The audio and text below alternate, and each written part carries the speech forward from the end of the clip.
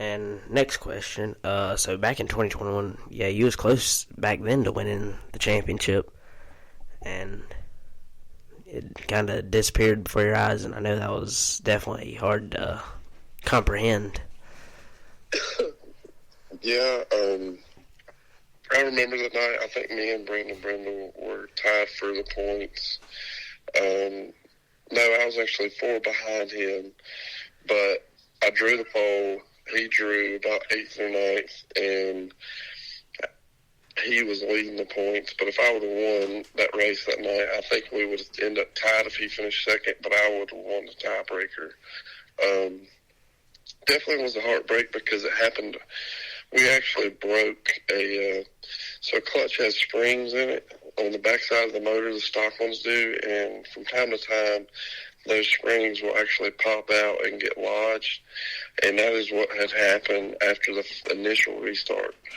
So we was driving the rest of that race with the clutch halfway home. The rear tires was going in and out, whether or not they wanted to grip up or if the clutch wanted to act up. That was just a heartbreaker night for all of us. We ended up coming home second points, but that year we felt like we did everything that we were supposed to do in order to win a championship. I don't think we finished outside the top 5 maybe one time, and it might have been a 6th or 7th place finish. So just definitely heartbreak, and you might see us back to run another points championship, but for right now, the main goal is just wins. I got you. Understandable. And moving on here a little bit, and so what would you say you're better at, dirt racing or asphalt racing? I have a lot of experience on asphalt side of things, but I do really enjoy the dirt side a little bit more. It is a lot more maintenance, so to say, whenever you talk about washing stuff and cleaning out the trailer and all that good stuff. But I like it because it's a different driving style. A lot of people, I wouldn't say don't understand it, but it's just a 180 from the asphalt side. The asphalt side, I feel like whatever the car is that night, whether you're on point with it or the car is off, the car is going to do what the car wants to do, and you're only going to make up so much for it behind the wheel. Compared to a dirt car, I feel like you can make that difference up in a lot bigger portion compared to asphalt. You can hustle a dirt car around a little bit more. Plus, on asphalt side, you're talking about you're steering the car, with the way the car's set up, compared to I can sit here and steer a dirt car with brakes. Not a lot of times you talk about asphalt racers, they're just worried about setup and stuff. Compared to a dirt car, you're steering with brakes. You got full bar kick. There's just a whole bunch of different aspects to dirt racing that you don't ever really think about on the asphalt side. Yeah. I've actually never been to a dirt race, and continuing on the topic of dirt racing, of course, Friendship just opened back up, and I know that's got to be pretty exciting for you, considering you've run there with Chris Allison, your brother, of course, and what's your overall thoughts on Friendship coming back? I'm definitely glad somebody opened it back up, and it's going to take care of it. They're going to be more on a special event type schedule.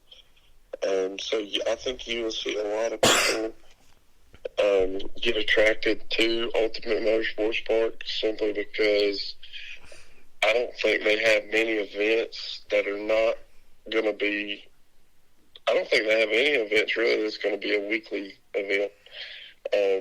They've got World of Outlaws coming in, Hunt the Front Super Dirt Series, XR. There's just a bunch of big events going on over there, and they're going to try to keep it short this year. 2 or 3 years ago, you would go over there and you might get stuck hanging out at the racetrack till 2 or 3 o'clock in the morning, still racing. I think they're wanting to eliminate all of that, and I'm pretty excited to see what goes on this coming year over there. Yeah. And actually, interesting thing is I live about 7 minutes away from Friendship, and I've never been there before. I'm going to eventually have to go. I would definitely recommend, I think they're having a World of Outlaws weekend, where it's Friday and Saturday. I would recommend going on that Friday. That way, I don't know if you're big on Bowman Gray or whatever, but I would definitely recommend going to that World of Outlaws race on Friday, and then if you'll catch up on Bowman Gray on Saturday, then you're not missing nothing. Yeah, I'm going to definitely have to. I go to Bowman Gray every single week. Heard that. Actually, I got you and Chris Allison's. Actually, I got 2 of your hero cards right here on my wall. I got the 2019 one, and I got the 2021 card. That's pretty cool. Oh, gotcha. That is cool. I don't remember what the 2019 one looks like, though. It's got Rob Young on the number. Okay. I remember that. Yeah, I think, when was 2021 the COVID year? Because I think it was short. 2020 was. 2021 was the COVID year. Yes, so I thought. I can't remember correctly if that was right or not, but yeah. Yeah. And actually, going back to 2019 here, I remember you and Chuck Wall had quite the finish in one of the races, and I think it was the opening race of the night, and you two were battling, and it was a photo finish, and you had thought you won the race, and what was your thoughts after that they handed him the checkered flag and not you? I mean, the finish, it is what it is. He beat me by, I don't know, probably a foot or so. The video of WXI showed that, and he won, and there was no debating that. I just don't know what the way of Bowman Gray's scoring, if they would have been up to par on that call, but they made the right call on who won. I wasn't particularly happy coming to the line, though. I had got right reared, spun on the right rear, and that was one thing I wasn't exactly excited about. But and then I did something the following week that I also wasn't proud of. I wasn't too proud of that moment, but thankfully me and him, we talked out our differences, and we're all good to go now.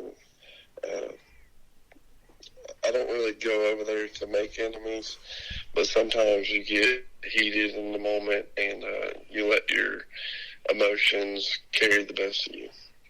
Yeah, it's all part of it. Mm-hmm. Next question. Speaking with the topic of Bowman Gray, of course, who was your favorite to run against down there? Really, I don't have a favorite I run against. I'm really wanting to beat all of them, if you want to be quite honest. No, I had a lot of guys growing up that I enjoyed watching. For me, it was I enjoyed watching Gerald Robinson whenever I could remember him. I enjoyed watching, let's see, who else? I really enjoyed Gary Ledbetter, too, whenever he drove for, I think it was the Crane Ring car, or it was the 70. Between him and Scott Hall, them were two that I really like to enjoy to watch. Barry Edwards was another one. A lot of these guys that I'm naming, they could drive through a field of full talented cars and come out with a lead with not a scratch on their car. So they know how to maneuver and do it well without tearing anything up. Another one was Stephen Barrier, too. And then, of course, my dad. My dad raced from over there for, I think, about 9 or 10 years, I believe. I'm not sure, you don't quote me on that, but he raced there a long time, too, as well. Yeah. Will we ever see him come back in a race car down there? No, he said he's retired. He's done. He's hung it up. I got you.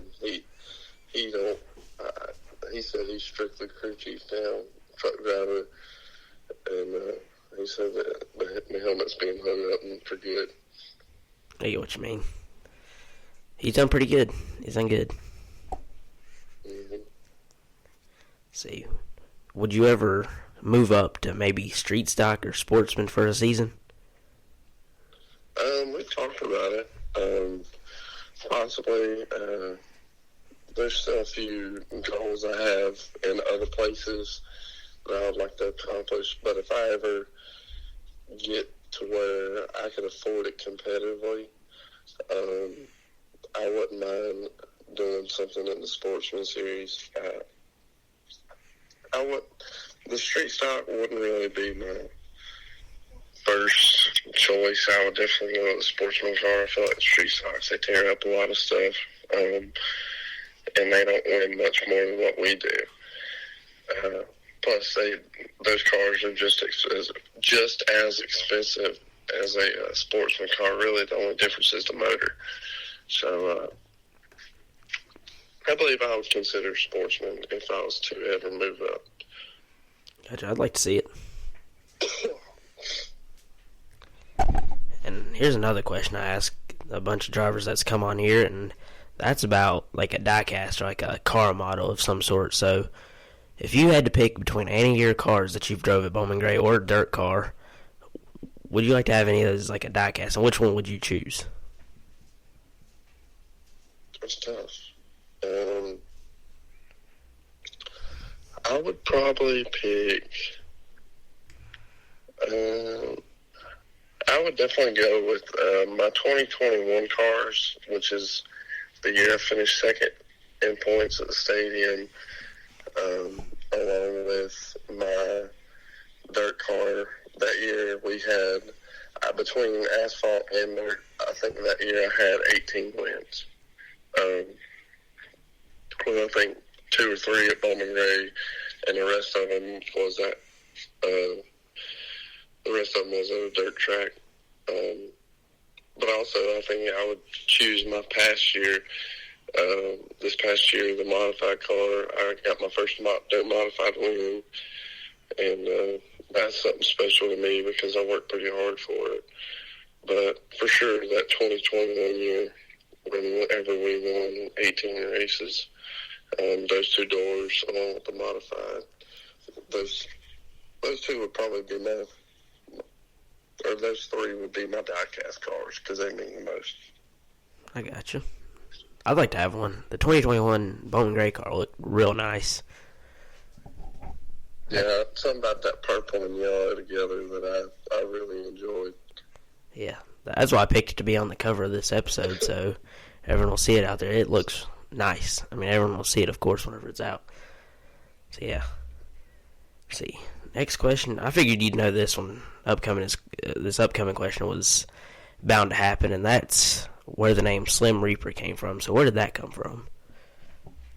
It came from the dirt track side of things. A guy named Bumper Jack said, we're going to get you a nickname, because I'd won the year previous to that, I'd won a championship, and I had won some races outside of the state. And he's like, we got to come up with something. I was like, well, if you come up with something, whatever he told me on the first race up in Elkin, whenever they was doing weekly racing, I said, we'll stick it.